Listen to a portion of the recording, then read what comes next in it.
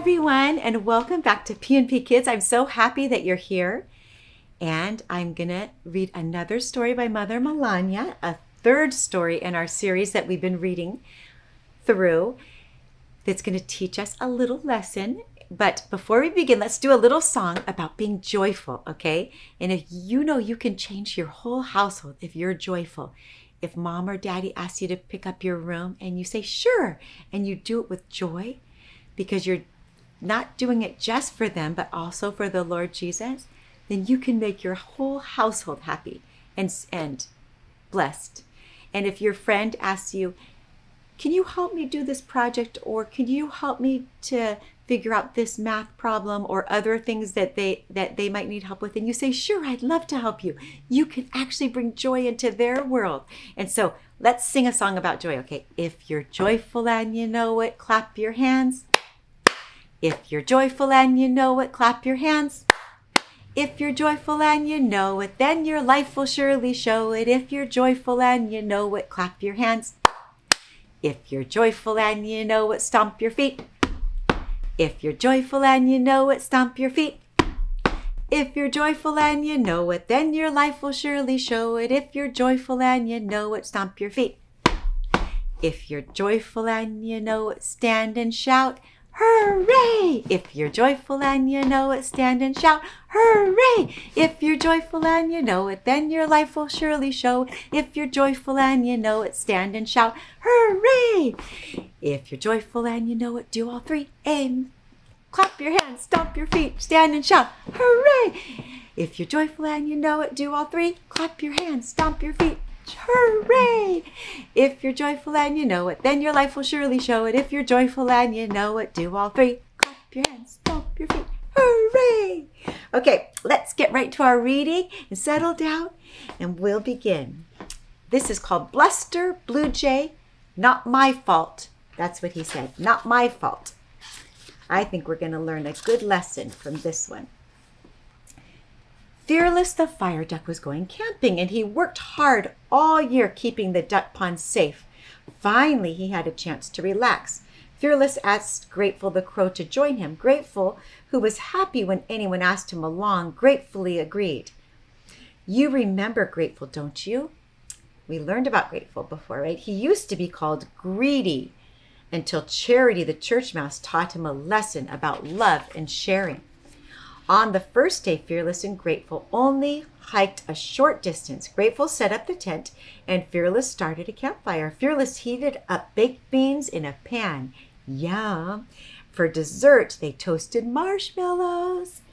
Then it was time for a campfire story. Fearless told the tale of Duck Van Winkle, who went to sleep one day and woke up 80 years later. After the story, they crawled into their sleeping bags and slept soundly all night. The next morning, they were ready for a long hike. Where should we go, Fearless? Grateful asked. I haven't hiked up to Lookout Point for a long time. Why don't we try that? Fearless replied. Sounds good to me, Fearless. You lead the way. They had not gotten far when they came upon Bluster Blue Jay. Bluster was trying to go to Lookout Point too, but he was lost. Not that he would admit that he was lost. No, he wanted everyone to think he always knew what he was doing. Hi, Bluster, said Fearless. What brings you here? Well, I'm hiking, Bluster replied. I'm a great hiker, you know. I made it all the way here to Lookout Point in just 1 hour. This isn't Lookout Point. We're still miles away from there. Now Bluster changed his tune. Well, if I'm not there yet, it must be the fault of my compass. All that silly compass ever does is point north. But Bluster, Grateful replied, compasses aren't supposed to tell you where to go. They'll just tell you where north is, and you have to figure out where you're going from there. I know that. I was just trying to make sure that you did, the Blue Jay blustered. Anyway, if you're going to Lookout Point, we can go together. With my marvelous sense of direction, I can help you a lot, Bluster continued. Fearless and Grateful looked at each other. Bluster wasn't the easiest animal to be around, but he needed help. Even though he wouldn't admit it, Fearless gave Grateful a little nod. Grateful said, "Yes, we are going to Lookout Point, and you're welcome to join us." "Great," Bluster replied. "You're so lucky to have me with you." He didn't say thank you. It never occurred to him that his friends were being kind to take him along. Fearless led the way with Grateful next and Bluster trailing on behind. Up and up they climbed. When lunchtime came, Grateful made a little campfire again. Fearless poured the beans into a pan. "Yuck! Baked beans," Bluster said in a sulky voice. "Nobody likes baked beans." Fearless took a deep breath. "I do. I like baked beans, but you're welcome to make whatever you brought." Bluster, who had not remembered to bring lunch, said grandly, "That's okay, Fearless. I don't want to embarrass you with my great cooking." "Oh, brother." Fearless knew well better than to reply. In silence, they all scooped their beans with corn chips, and then they all toasted marshmallows. Fearless and Grateful toasted their marshmallows to a beautiful golden brown. Bluster burned his to a crisp. "Hey," he yelled, "you gave me a bad marshmallow." "That's funny." Fearless sighed. "Oh, maybe it's time to start hiking again," Grateful said. So they continued up the hill. Grateful suggested that Bluster go in the middle. That way Fearless could lead the way and Grateful could be behind Bluster to make sure that he was okay. Bluster just ignored Grateful's suggestion and went on ahead. He was sure he was the best hiker there. Grateful didn't say anything. He was too busy trying to be grateful. "I'm grateful that Fearless is here. I'm grateful that we were able to help Bluster. I'm grateful that Charity was kind to me when I was greedy. I want to keep being grateful."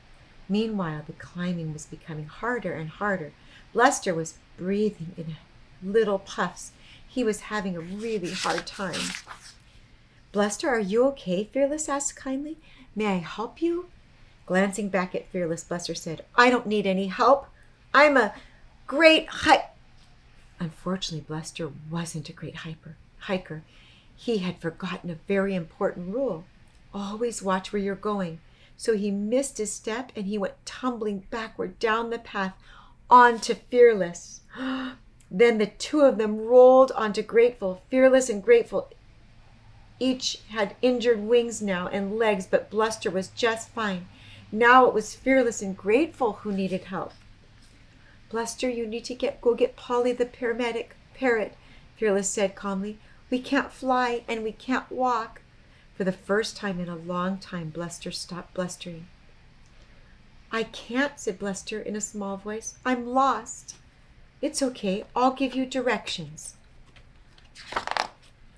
Fearless made Bluster repeat the directions over and over. Finally, he was ready to go. On the long trip back down the mountain, Bluster had lots of time to think. He began to see how kind his friends had been and how badly he had acted. When he returned with Polly, he was a different bird. "I'm so sorry. I really messed up your camping trip, didn't I?" "Well, yes," they replied, "but you did save us too, so thank you."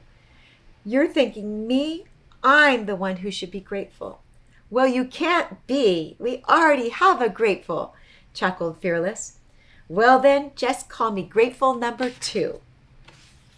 And that's the end of Bluster Blue Jay. Not my fault. I hope you enjoyed that story. And you can buy these from Mother Melania if you just look up the name. And they're published by Holy Assumption Monastery, okay? Have a wonderful week. And I'll see you again on PNP Kids. Patristic Nectar Publications is pleased to announce a new conference entitled The Sacred Arts, Preaching the Gospel Without Words, with lectures given by Father Maximos Constas and Jonathan Pajot. From Friday, March 29th to Sunday, March 31st, conference topics will include the origin of sacred art, how iconography preaches the gospel, how to read an icon, how architecture preaches the gospel, how music preaches the gospel, and a sermon by Father Maximos. We hope you will join us for opportunities to pray, meet our speakers, attend a young adult social hour, and network with like-minded individuals. A $60 registration fee includes an in-person seat, access to a live stream which can be viewed from anywhere, and the conference recordings. To register and find more information, please visit conference.patristicnectar.org.